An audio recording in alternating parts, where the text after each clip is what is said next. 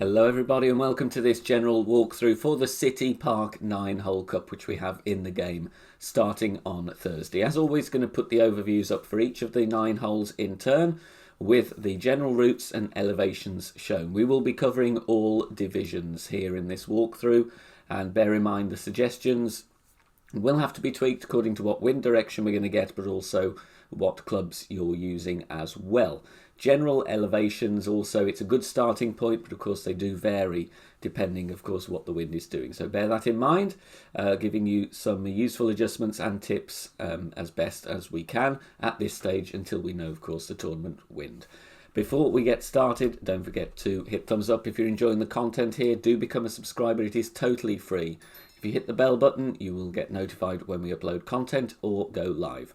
Join us Thursday morning, 8 AM, directly at the start of the qualifying round. We will be doing Expert and Free-to-Play Master. So if you are using the 9-hole cup to step up into Master Division or indeed any other division, do keep an eye out on the channel. Check out the City Park playlist, which will be added throughout the week. We'll be covering all 9 holes in more detail, looking at replays as well from the gameplay itself with full adjustments in those mini videos. Alright then, let's get started with hole number 1. And unusually, we do begin with a par 3 for hole number 1.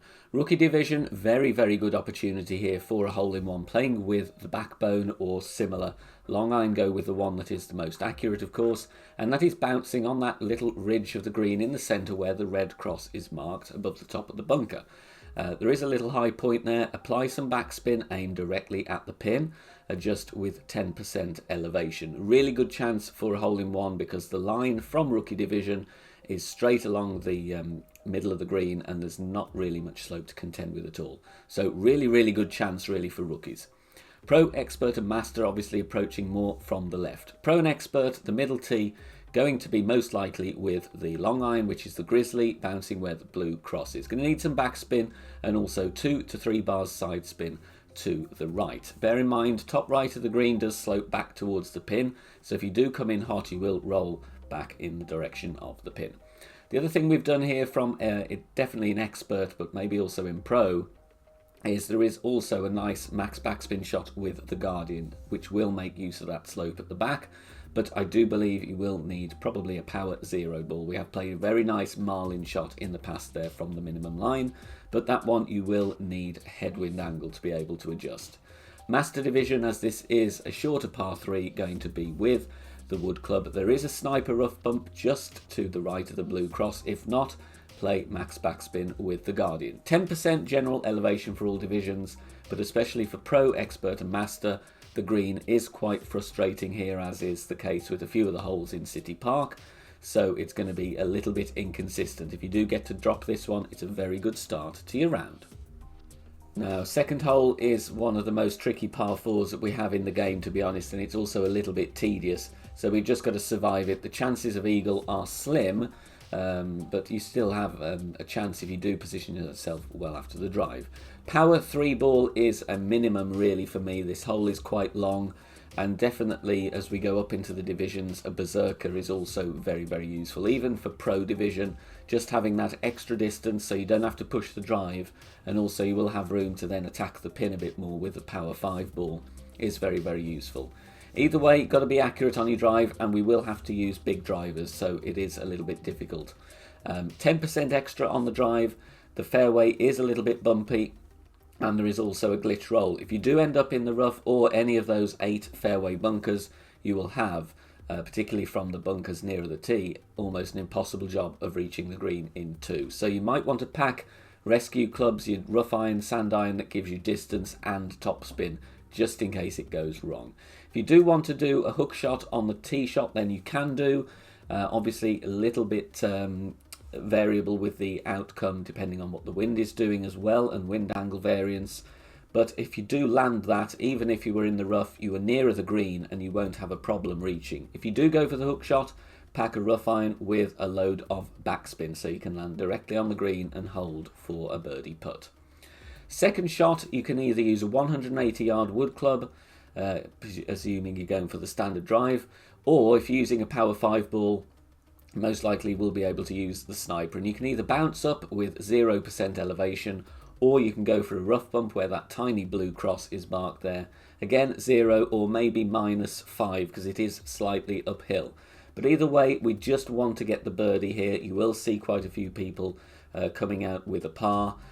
Eagle, like I said, a remote chance. The rough bump is the best chance though, to be honest, but you do need to be on the fairway after you drive. First of the par 5s here, and a very good chance of a drop. However, a drop here will only give you an eagle because the hole is so incredibly long. Birdie is kind of the average score here, so if we can pick up an eagle, then it kind of counts as an extra, really.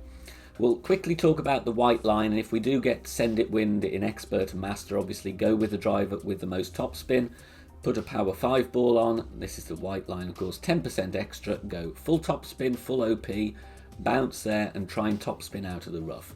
If that goes well, you end up on the fairway, then you will have a guardian shot playing at -10% elevation, bounce directly on the green. If you are slightly short, obviously you'll have to bounce up from the fairway. But then you will be, of course, putting for an eagle. Chance of albatross almost 0, to be honest. The most common route, however, is the black line. And we're going with driver with accuracy, the rock, quarterback, very good if you have those clubs. Of course, rookie may need to go with a lower level or just play with extra mile. Bounce there with some topspin, get towards the end of the first piece of fairway. Don't push it too hard though, because it does slope downhill. 10% extra. Then you're going to want a 180-yard wood club, bouncing where the red cross is, just beyond the rough on that middle patch of fairway. 0% elevation with topspin, and we just want to transport the ball down there. The third black line, -20%, is a grizzly rough bump, or rather a long iron if you don't have the grizzly. But you are going to need the long iron with the best ball guide. There is a really nice funnel there. You just bounce on that patch of rough, true club distance, -20%. Use your spins so that you do find the funnel, and if you've got the ball guide, get the ball guide going into the hole. Move your target around just to make sure you're in the funnel. Really good chance of an eagle. If you don't fancy the rough bump, play with a short iron instead, or the grizzly if you're short. On the right hand side of the green, take the slope, the top right corner, and roll down to the pin. Third route that is not shown here, after the black line drive, you can play to the left of that rough patch, and that will leave you then a sniper rough bump. Still play negative elevation. Bounce point is the same as the grizzly, so it's just personal preference there depending what you do. But either way, both of those shots, you can use a very, very nice funnel. So if we can get an eagle here, you're going to need it. Hole number 3. Now this par 3 is as well quite a frustrating hole, to be honest. Loads of options here. You can go directly on the green. Let's talk about the red cross first. Obviously this is going to be for pro and expert and up. Going with max backspin. So the guardian is very good here. Bouncing directly and just bouncing second bounce above the pin and then using the backspin to fall back down and hopefully getting it in the hole. Not a bad chance there. Also there's a bounce up, well, 2 bounce ups there, the blue and the black cross, most likely going to be, of course, with the long iron. I like the bounce up with the grizzly in pro and expert there. That's the blue cross. Usually play the +5 or +10. There is an option here which I haven't got on the diagram actually, but if you see the red cross there, move to the right and aim to land in the rough there above the sand.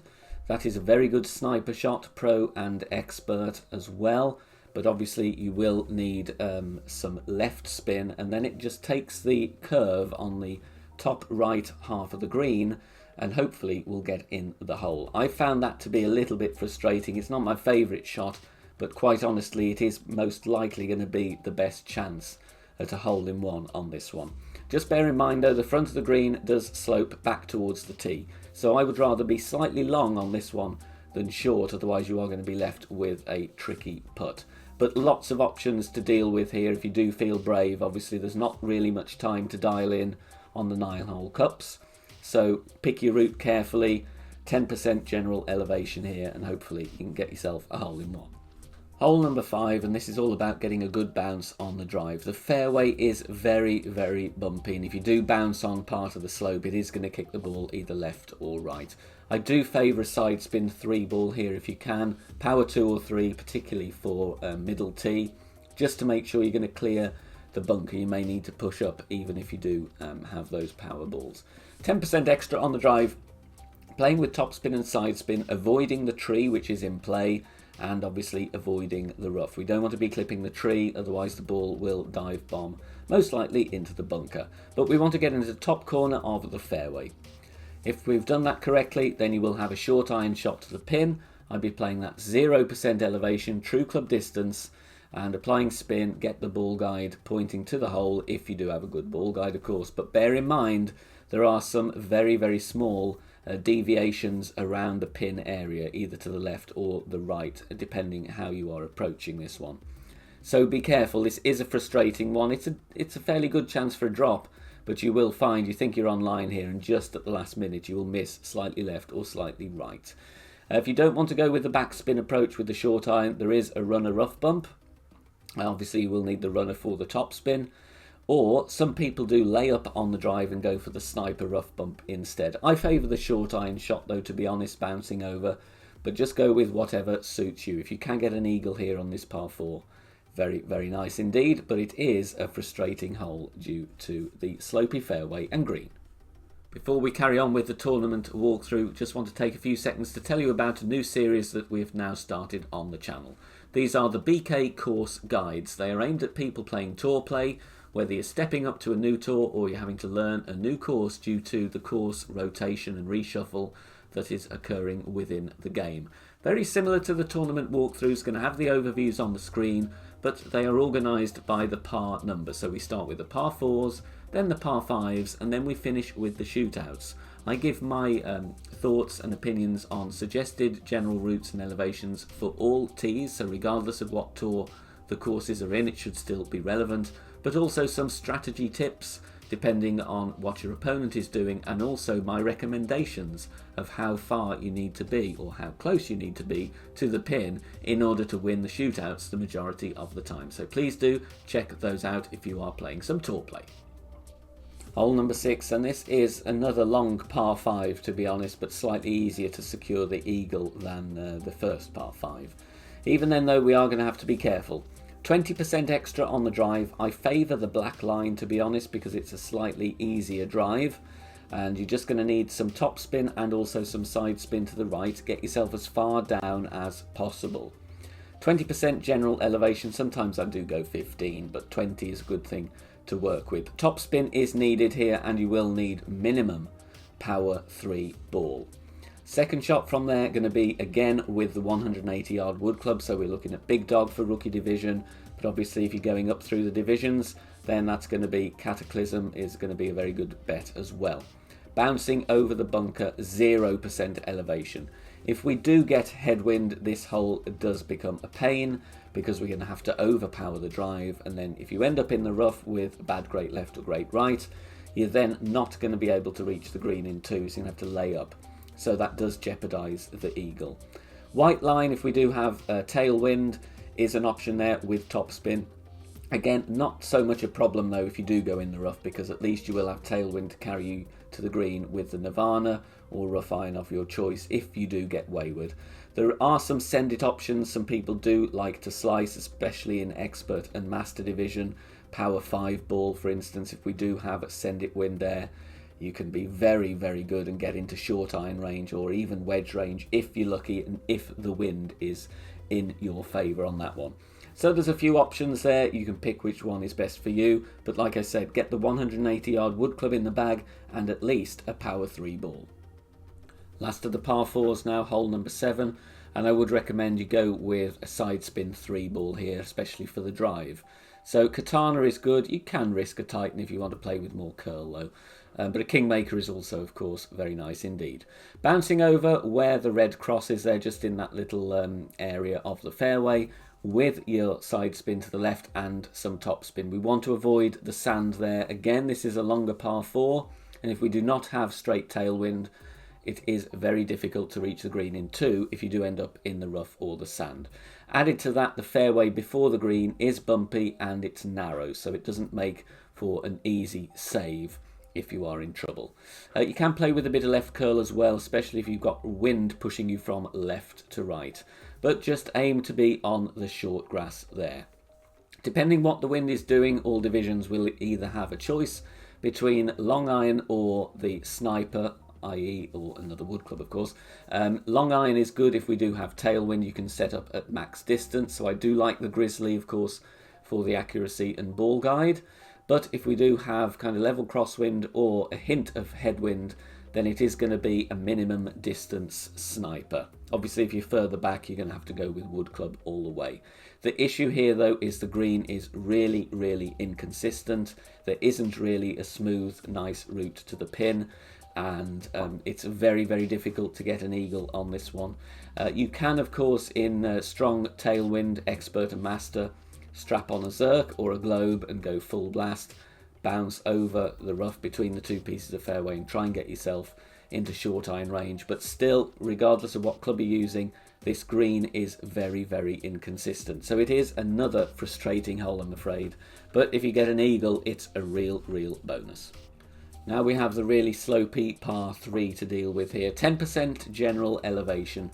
I prefer really to bounce directly on the green, regardless of division. You do see some rookie players try and bounce over, but really that fairway is such a mound.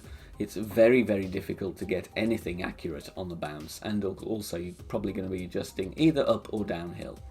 So the Guardian is very good. Obviously, rookie division, you are going to be bouncing with the long iron, so go with something that will give you the distance to be able to adjust, but also obviously you will need some side spin to the left as well to try and bring the ball down towards the pin. Top right of the green does slope down towards the pin, so it does kind of funnel there, but it doesn't funnel directly into the hole. It just goes in that general area. Pro expert, going to definitely be with the Guardian. There are a couple of scary sniper rough bumps available, but again, you've got to be watching out for adjusting into the bunker, really, because that, of course, will lose you distance on your shot. But I like the Guardian approach. Again, it's a frustrating one. The ball will look as if it's going to go in, and then it will turn just when it's a square away from the cup. Same with Master Division as well. The Guardian, or rather anything with max backspin, is good. Just play it directly onto the green. Take a safe birdie, in my opinion. It is super hard to dial this one in. And finally, the end is in sight now with the City Park course. Hole 9, the final par 5. And I actually quite like this one. It's not as frustrating as some of the others. 5% extra on the drive. We're going to need something with side spin here. Now, it's trickiest for the rookie players because obviously of low-level drivers. Quarterback and a power 3 ball would be good though, because the QB gives you a load of curl. Obviously, higher divisions, the rock is very nice here as well as the QB. But also the APOC is going to be, of course, essential for master, for the distance, and also the curl. Couple of bars of topspin, some side spin to the right plate, 5% elevation. Just make sure you end up on the short grass, though. Once again, rough or sand here, very, very difficult to secure the eagle. And we have an excellent real chance at the albatross on this one, which makes a change. Minus 10% for the second shot. Some people play it -5, some people play it 0. Obviously, it depends where you're setting up with your ball guide. But for me, a sniper is excellent here, and we can, I think, use some yardage notes, or at least some plus yardage references if we can get some of those going in time. So -10, bouncing over, and we're going to be using that pad where the red cross is, bounce over the sand, and with a little bit of backspin, hopefully the ball will roll nicely into the cup for an albatross. The green here is pretty good. There's no real surprises or deviations before the cup, so you have got a pretty smooth run to the hole for an albatross attempt. Just be careful though, if you are adjusting down into the bunker, you might want to just apply a tad bit of overpower or push up slightly if you're losing a load of distance, or you could of course change your elevation or pull angle. So just something to be aware of, but you do have a pretty good chance at the albatross on hole number 9. Just make sure you're playing accurately on your drive. Thank you very much for watching this general walkthrough for the City Park 9-hole cup. I know it's not everybody's favourite course, but hopefully it will help you in your preparations, and good luck for the qualifying and also the final rounds. See you soon guys, take care, bye for now.